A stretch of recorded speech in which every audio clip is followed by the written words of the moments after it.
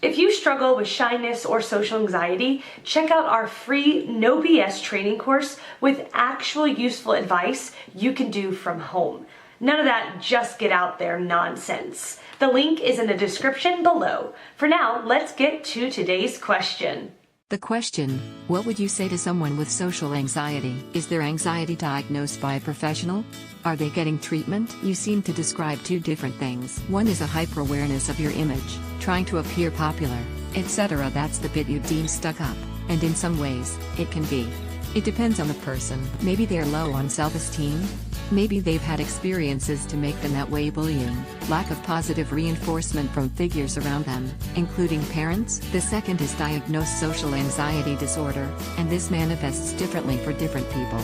Mine was similar to how you describe, and actually was similar to paranoia I developed years later. The idea that people are looking at me, thinking badly of me, talking about me. That didn't make me want to act popular, though.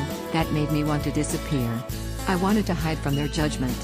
I didn't want to be around crowds because the feeling of being packed in between people and not knowing what they're thinking of me made me anxious to the point of panic attacks. It's not always irrational. If I act this way, they won't judge me and I won't feel anxious.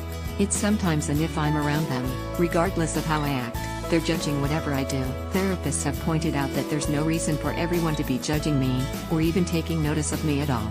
They've reasoned that actually, most people are too self-conscious about themselves to really worry about anyone else. Even that logic doesn't necessarily help, though, because social anxiety is not a logical beast. This is a drawing of social anxiety by artist Sean Koss. I think it gets the feeling across pretty well. I could also describe it as that feeling of being watched, but to the point that you feel you need to escape all of these eyes on you. So, what would I say to someone with genuine social anxiety?